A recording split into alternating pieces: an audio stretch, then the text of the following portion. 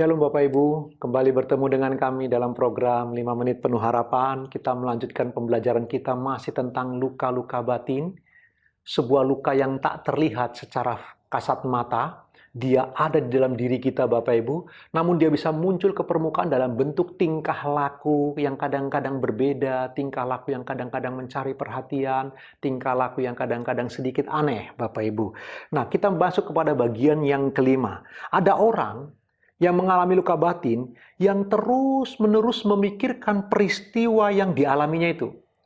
Tetapi bukannya itu, sesekali mereka merasa bahwa mereka kembali kepada situasi pengalaman yang pahit yang pernah mereka alami itu. Ini bisa terjadi bahkan dalam situasi mereka sedang sadar atau waktu mereka tertidur datang dalam mimpi. Saya ulang Bapak Ibu, ada orang, ciri, dia mengalami luka batin. Cirinya adalah dia terus-menerus memikirkan peristiwa yang pernah dialaminya, peristiwa yang barangkali bersifat traumatis yang dia alami di masa lalu peristiwa itu sesekali datang dalam hidupnya yang seakan-akan dia berada lagi dalam peristiwa itu, baik dalam kesadaran ataupun ketika dia sedang tidur. Peristiwa itu datang lagi di dalam mimpi, Bapak Ibu yang dikasihi Tuhan. Contohnya, sebagai contoh, ada orang ketika dia dulu bersekolah, dia sulit sekali belajar. Lalu kebetulan, dia paling sulit dalam persoal-soal matematika. Guru matematikanya jahat luar biasa. Nah kadang-kadang Bapak Ibu yang dikasihi Tuhan, orang ini, orang yang luka batin itu, maka dia bisa seakan-akan berada pada peristiwa itu lagi, atau mimpi itu datang lagi. Di mana dia mungkin tidak mengerjakan PR dalam mimpi itu, lalu dia dipukuli oleh guru matematika. Itu orang pasti mengalami luka batin. Kalau mengalami hal seperti itu Bapak Ibu, mari kita akan melihat firman Allah berkata apa Bapak Ibu yang dikasihi Tuhan. Filipi 3 ayat 13, firman Allah berkata, "Saudara-saudara, aku sendiri tidak menganggap bahwa aku telah menangkapnya. Tetapi ini yang kulakukan, aku melupakan apa yang telah di belakangku dan mengarahkan diri kepada apa yang di hadapanku. Dan berlari-lari kepada tujuan untuk memperoleh hadiah, yaitu panggilan surgawi dari Allah dalam Kristus Yesus." Bapak Ibu yang dikasihi Tuhan, jika kita mengalami luka batin yang seperti ini, luka batin yang seakan-akan kita kembali kepada peristiwa itu, luka batin yang bahkan masuk menghantui mimpi-mimpi kita dalam tidur Bapak Ibu. Ingat firman Allah ini.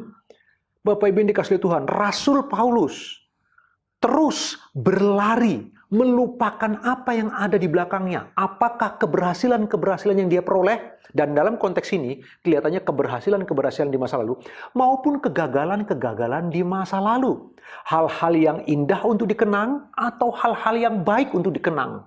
Rasul Paulus melupakan semua itu, dan mengarahkan pandangan ke depan, mengarahkan kepada panggilan surgawi yang ada dalam Kristus Yesus Tuhan. Begitulah Bapak, Ibu, dan saya. Jika kita mengalami luka batin yang seperti ini Bapak Ibu, kita perlu fokus. Rasul Paulus berkata berlari. Jadi bukan hanya sekedar berjalan.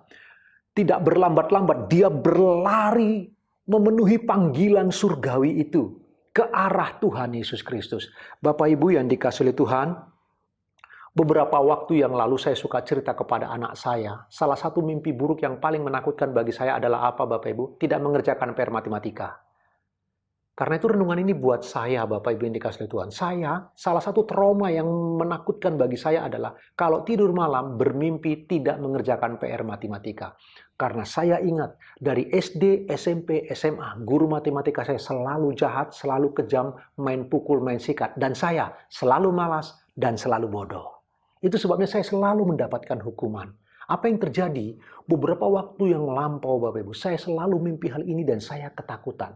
Itu berarti ada luka batin. Sampai saya datang kepada Kristus, berserah kepada Dia. Puji Tuhan, tidak ada mimpi-mimpi itu datang lagi Bapak Ibu. Dan saya tidak pernah secara sadar teringat kepada peristiwa itu lagi. Bapak Ibu dikasihi Tuhan, ayo kita merenungkan begini. Jika kita bertemu dengan orang yang mengalami luka batin seperti ini, atau kita mengalaminya, kita seakan-akan kembali kepada peristiwa yang menakutkan itu, atau dia datang dalam mimpi kita, ingatlah baik-baik. Mari kita melupakan yang ada di belakang, mengarahkan kepada Kristus Yesus. Fokus kepada tujuan hidup kita, kemuliaan bagi Kristus. Dengan berlari ke arah Kristus, Bapak Ibu yang dikasihi Tuhan, Tuhan akan memberi kita pertolongan dan melepaskan semua belenggu dari masa lalu yang mengikat. Ingat, renungkan kebenaran firman Tuhan ini Bapak Ibu. Tuhan Yesus memberkati Bapak Ibu. Selamat beraktivitas. Haleluya.